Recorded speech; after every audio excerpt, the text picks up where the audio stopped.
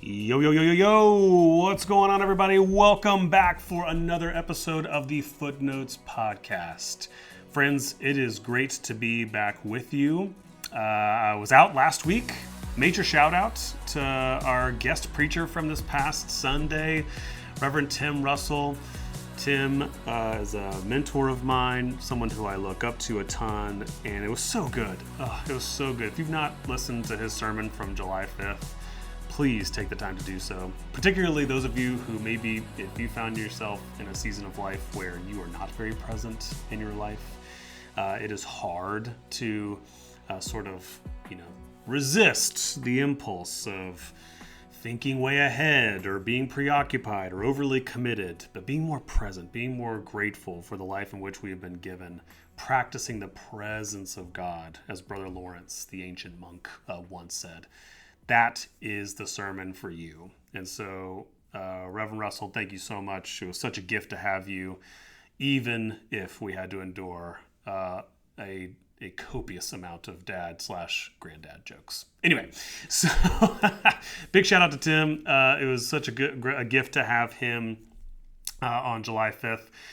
I was away. Me and my family, we were on vacation this past week. We were at the beach for a week with my parents, my sister, my aunt, my uncle. And it was such a gift. It was such a good time to be with them and also just to get some time away. I hope that as you're listening to this, maybe some of you who are listening to this has been the primary means by which you've been worshiping this summer. You've been at the beach, you've been at the lake. And kudos to you. Kudos to those of you, extra points to those of you who are finding and making time this summer to reconnect, to recharge, to rejuvenate, to be recreated and restored. I hope that you're finding that time as you're listening to this, or you're making that time. We had a week to do that last week. It was a gift. We had so much fun. My only complaint is for the 10th summer in a row, I still have not found a shark tooth out in the wild. This is my biggest complaint. Every year, I have this goal, I have this objective. And I looked it up ahead of time. Oak Island, which is where we went, is one of the most popular places to find shark teeth in the wild. I've bought them at those cheap, corny beach stores, Eagles and all Pacific and Wings and all those places, but I've never found one in the wild. And it feels like every time I go, everyone else finds them, but I cannot. And so if you got tips for this, you got advice for this, please drop them in the comments, send me an email. I'd love to know. What am I doing wrong? Why can't I find one? We found a dead shark. For real. True story. Went for a beach walk, a sunrise walk, me, my daughter, and my dad. One of the days we were there, and found a dead shark, which pretty terrifying. Pretty terrifying. And in one hand, you're like, oh, well, thank God it's not hurting me. It's not alive, swimming around. But on the other hand, it's like, oh, well, that means that it probably has friends and family members out there. So that's great. That's great. I have to true story, 37 years old, still have an unrealistic, or maybe it's a realistic. Comment on this too. Is my fear of sharks fair or not?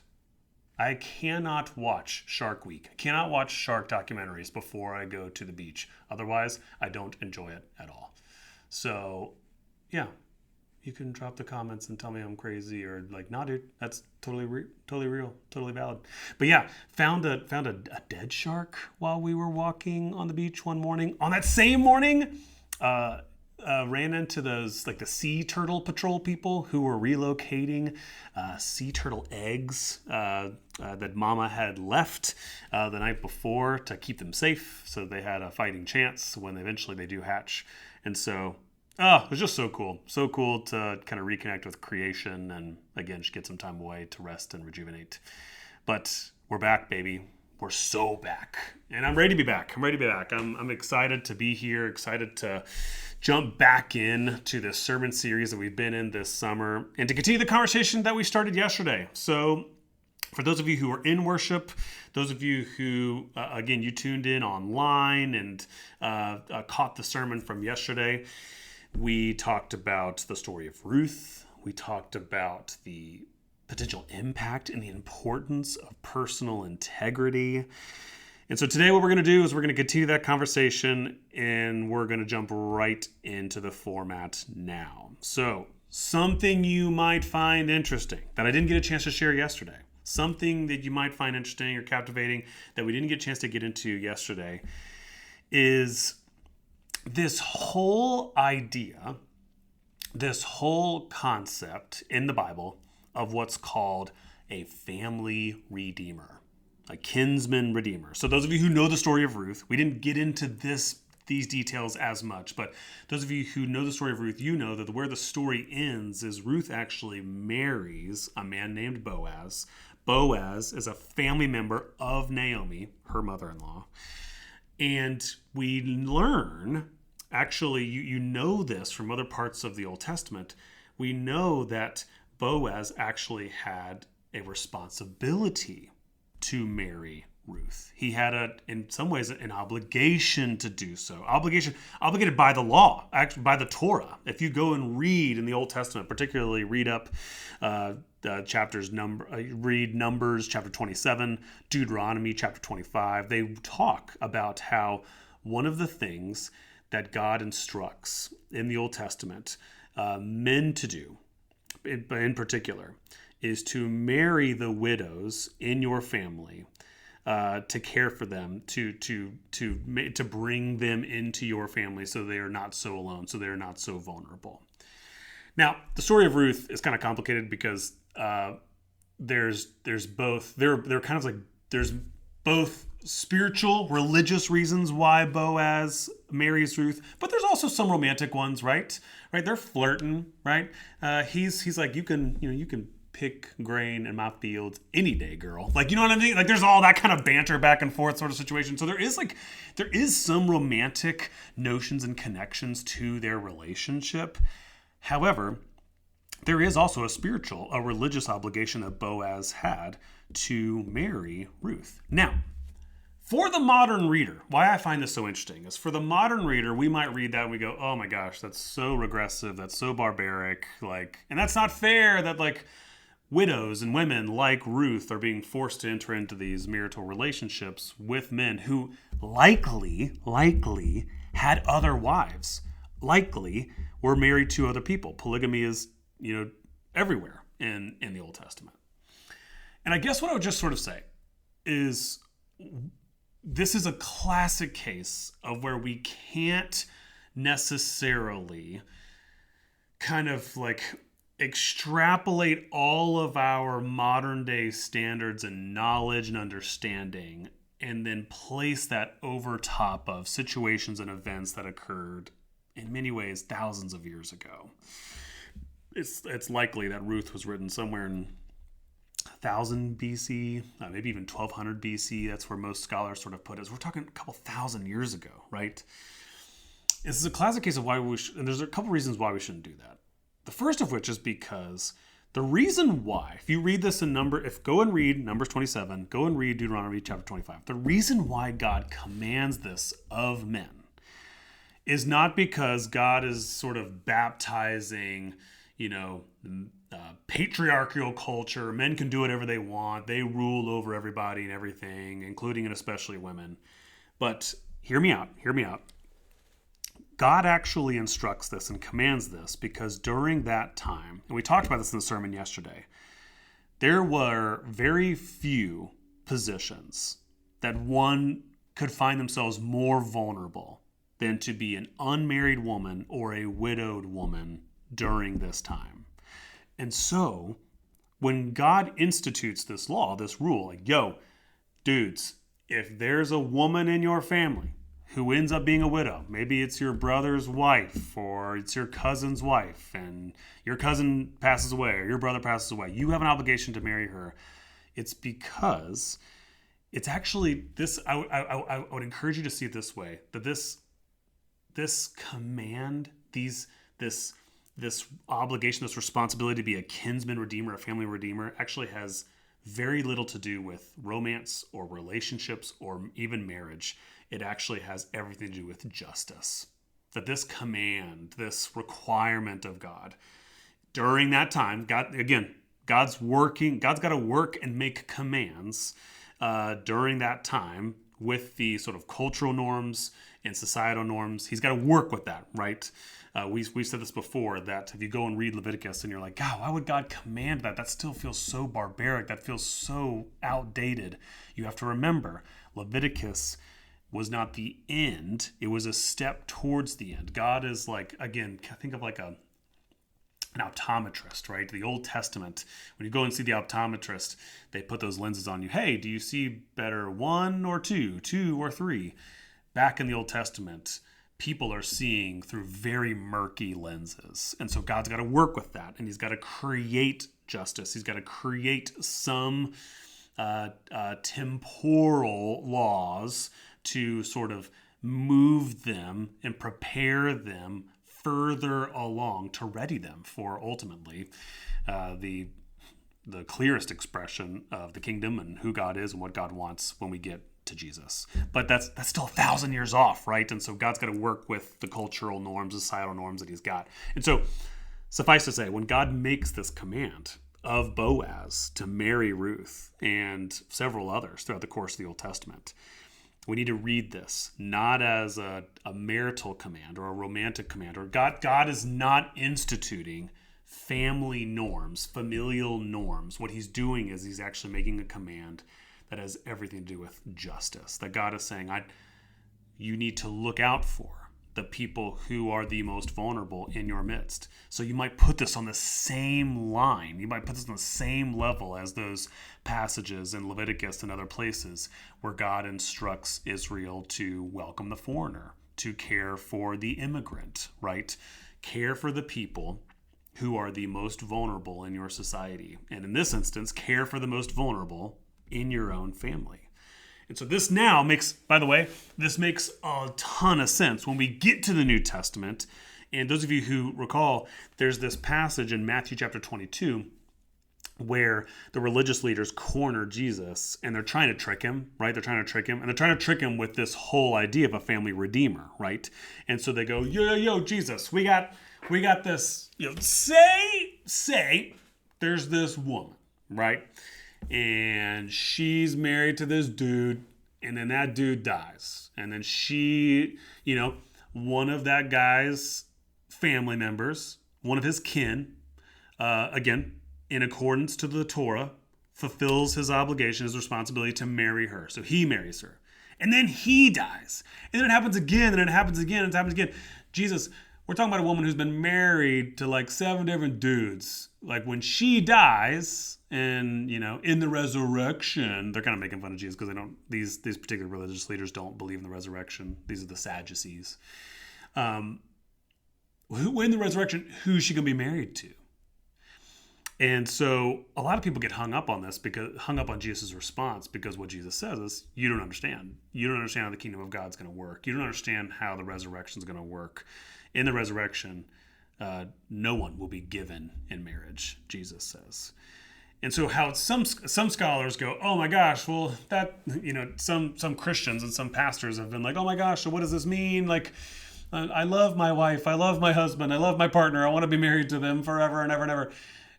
I don't necessarily know the answers to like what our earthly marriages are going to look like in the life to come. I don't know. But what's important to note about what Jesus is talking about in Matthew chapter 22 is actually he also is not even talking about marriage. He is not commenting on necessarily the romantic or relational aspect of that woman's sort of connection to these different partners that she was married to on earth. What Jesus is doing is, again, he's teaching about justice. He's saying in the kingdom of God, no one will be given in marriage. More specifically, what he's saying is no woman in that world, there will be no more hierarchy where unmarried women or widowed women are so far down the social order. The first will be last and the last will be first, Jesus says. In my kingdom, everything is going to be flattened. There's going to be radical, massive equality where everyone is treated the same, loved the same, and has the same power and agency. And so you're just, what Jesus is saying there when he's saying, no one will be given in marriage, he's primarily commenting on the injustice that a lot of women during his time were experiencing, the powerlessness with which they were operating in their world. And he's saying in the kingdom of God, all that's going to be done away with. So that's primarily what he's talking about there. And so that's something you might find interesting, something we didn't get a chance in yesterday's sermon to really dig into, but it is a theme. This kinsman redeemer, this family redeemer, this is a theme that shows up a lot, particularly in the Old Testament, but even into the New Testament. And so there's that. Okay, something interesting. Now, something you might want to try. Yesterday in our sermon, we talked a lot, definitely in the last half of the sermon, about how people like Ruth, and in the case of the TV show that we talked about, Abbott Elementary, and in the case of Janine, my favorite character, it's so rare to encounter people like this, people who do the right thing, even if it costs them something, even if it's misunderstood, even if it's confusing, even if they get made fun of, even if nobody sees them do the right thing. It's so rare to encounter people. And I talked about this yesterday. I said one of the reasons why is because a lot of us suffer from what's called screenwriter syndrome, right? I was kind of in keeping with this whole TV summer streaming sermon series. We suffer from screenwriter syndrome, meaning one of the big reasons why many of us have grown so cynical about doing the right thing or doing the good thing or doing the generous thing is because we've already determined that the end of the story is going to be negative. We're going to be taken advantage of, or we're not going to get credit for it, or someone's not going to truly appreciate the nice thing that we did for them. And so we make up these negative stories, and that's the thing that stops us from even doing the good deed in the first place. So something you might want to try is whether you consider yourself to be a storyteller or not. What I would say to you is the same thing a therapist said to me many, many years ago, which is that every single one of us in our brains lies a storyteller. Whether you consider yourself an author or a writer or anything like that, it doesn't matter. Every single one of us has a brain that is a natural storyteller. And so one of the things that you might want to try is accessing the creative parts of your brain and telling yourself, especially in those moments where you feel really cynical about doing the right thing or doing a good deed for somebody else. If you are someone who struggles with a lot of skepticism, a lot of cynicism, I get it. There's a lot of evidence in the world that would tell you that that is a natural and an understandable way to navigate the world. I get it. However, if that's not who you want to be, it is not who I want to be. If that's not who you want to be, practice the art of storytelling.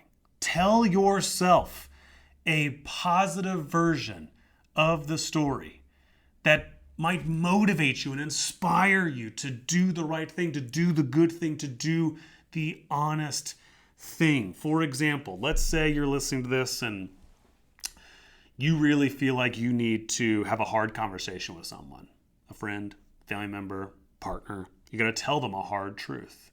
And maybe the thing that's been keeping you from doing this for such a long time is, again, you've just gone ahead and made up a story. You've made up a story in your brain. Well, they're not going to receive it. They're not going to hear me. They're not going to understand me. They're going to write me off. So I'm just not going to do it. It's not worth it. My encouragement would be, well, you obviously are a storyteller. You already do have some practice in telling yourself negative stories. What if you tried telling yourself a positive story? You know what? What if they are really receptive to this? What if they're not initially receptive to this, but what if I share something that ultimately stays with them? Like a holy haunting, right? It kind of stays with them, and over time it does reach them. It does get their attention about their behavior or the trajectory or the direction of their life. What if this conversation that we're about to have, what if it fundamentally rewires the way in which we relate to one another. It changes the way in which we treat one another. I'm not saying necessarily being foolish and unrealistic, but I am saying like you already are telling yourself a story. So, I don't know, hit the pause button on that story and make room for some other ones. Make room for some other storylines, right? Maybe there's an opportunity for you to be more generous in your life. And again, there's this story that automatically kicks on that's like, don't be generous. That person's going to take advantage of it, or it's not going to make any difference. It's not going to make any impact. You're just going to waste your hard-earned money. Don't do it. Hit the pause button and tell yourself a different story. Make room, just make room for the possibility of other stories. I don't know, maybe if I give to this organization, it's going to be exactly the resource they need to hire that person, to make that impact that they need to make, to provide that meal or that tool or that support that this vulnerable person in our community so desperately needs, right? The stories we tell ourselves shape the people that we become. I'm going to say that again. The stories that we tell ourselves shape the people that we become. And if you're sitting there and you're like, I don't know, for some of us, you're like, I'm not trying that. That feels like I'm just lying to myself. Well, are you? Are you? And is it any different than the negative stories that you're telling? I mean, like, if we're being, like, let's just be real. Like, if the reason why you don't take more chances, you don't take more risks on other people, you don't, sometimes you skirt to doing the right thing, the honest thing, the truthful thing, because of this whole story you've made up in your mind that it's going to end up negative, it's not going to work out anyway. Isn't that, like, could that also be a lie? We don't know, right? You've told yourself that that's what's going to happen. You have, in many ways, lied to yourself in order to protect yourself. And so I guess if that's the line that we're drawing, I'm just not so sure that you're actually lying to yourself. If you're telling yourself a different story, you're making room for another possibility. And I don't know, as a Christian, as one who belongs to the kingdom of God, I don't know, man. Feels like that's actually your and my calling. It feels like the Christian in the room is the one that's supposed to be the most optimistic. The person who never stops believing in other people. Much like we saw with Ruth and Janine from Abbott Elementary. We are supposed to be the people in the room. Yes, we're supposed to be realistic, but we are also supposed to be the most hopeful people in the room. We are supposed to be the people at our jobs, in our marriages, in our families, in our neighborhoods, where everyone else says, yeah, well, that's just the way it is. Well, that's just a waste. We're not going to try to fix that. We're not going to try to solve that. We're not going to try to help over there. You, my friend, you're not allowed to be that person. As a follower of Jesus, as a believer in the resurrection of the dead, we're not allowed to be those kind of people. And so, something you might want to try. Maybe you're someone right now who, like, your default story is one that's more cynical, more pessimistic. Try. Maybe even take a pen, pad, paper, right? And before you make a decision to write off or to not follow through with a particular action or a good deed or something like that, hit the pause button on that story and be creative. Your brain is already creating all kinds of stories to protect you from, to move, to act. And so take a minute, take a beat, and create some other stories. And maybe, just maybe, those possibilities will be the thing that inspires you and motivates you to take a chance, take a risk. And who knows? Maybe in the life to come, we're going to find out about all the people who did that for us. I don't know, man. Think about my own life. Thank God there were people who saw potential in me, saw a future in me. I'm thinking particularly of when I was new to faith and new to ministry. Thank God that people made room for alternative stories, alternative endings to my story than the one that their cynical brain was telling them. Okay, so that's something you might want to try. Lastly, let's close up with something I'm still wrestling with. So I'm actually going to continue on this same thought.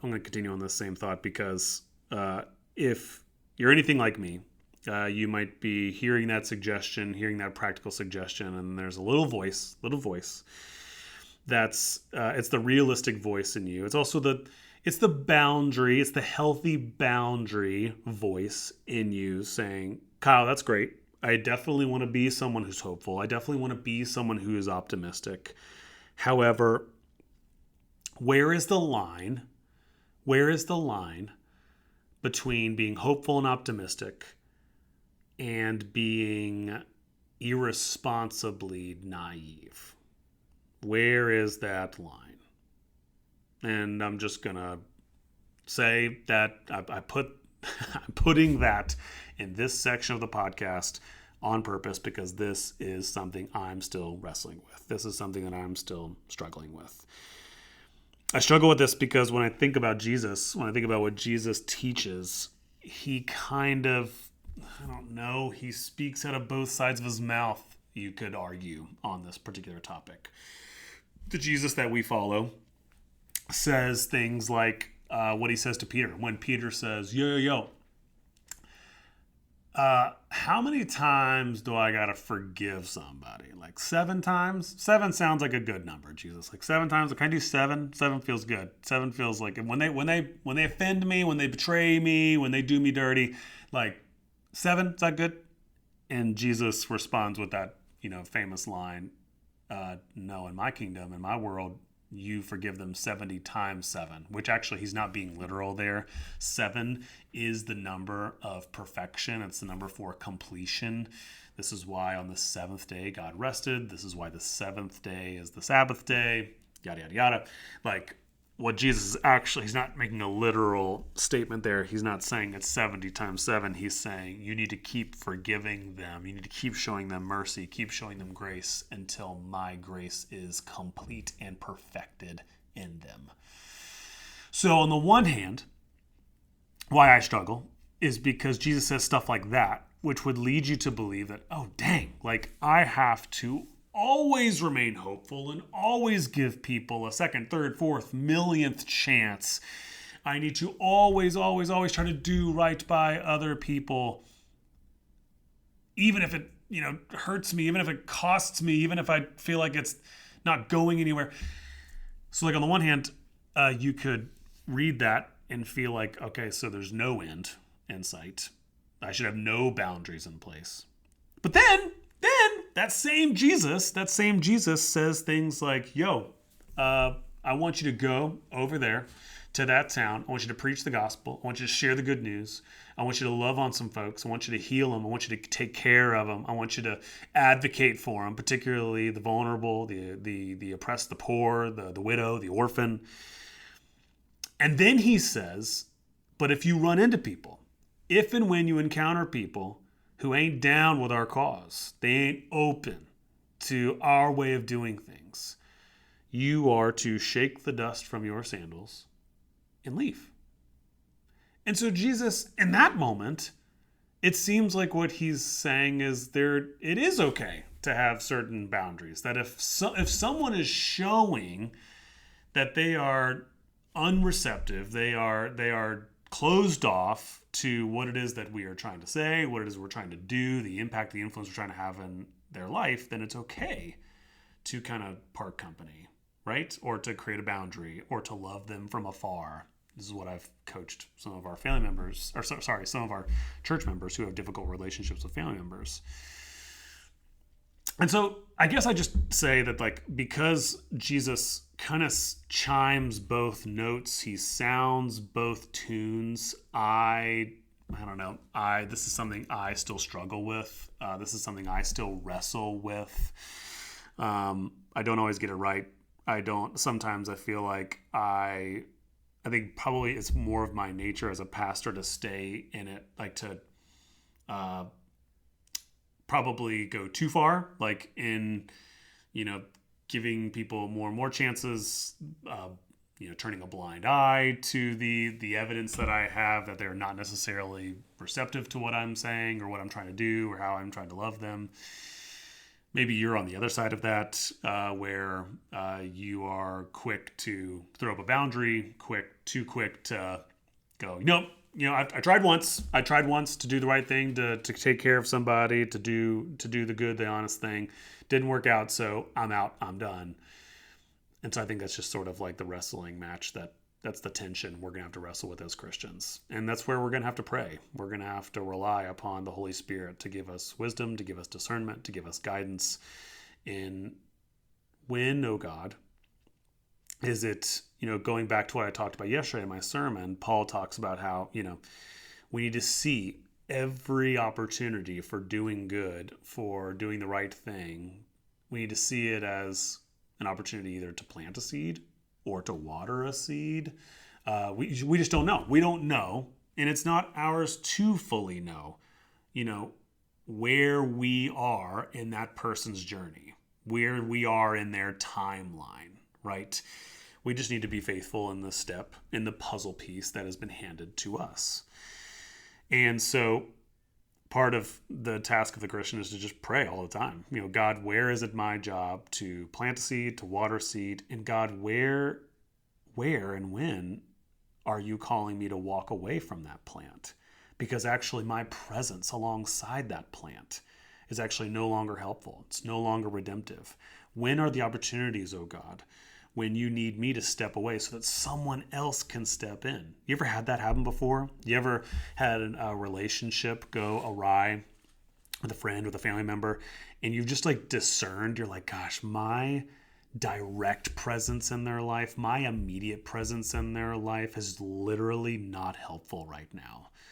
And you found that actually it's been by creating space, by shaking the dust from your sandals and kind of moving away from that person, it actually allowed God to reach that person in a new way with a new person, right? Sometimes parents listening to this, who are specifically if you're parenting teenagers or young adults, you're like, I don't know, we went through a season where they had a coach, or they had a mentor, or they had a youth pastor who had far more influence in their life than I did. And sometimes parents come to me and they feel like a massive failure. And I'm like, dude, no. You said, we all said, it takes a village to raise a child. And this is one of those instances where God is using one of the villagers to impact and influence, to plant, to water seeds in that person's life. And actually the most faithful thing you can do is get out of the way, get out of God's way, right? And so this is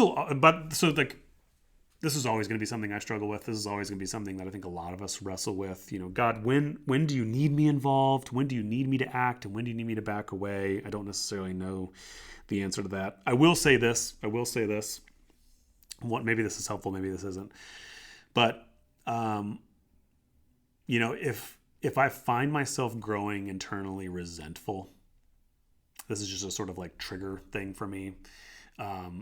This is a flag for me.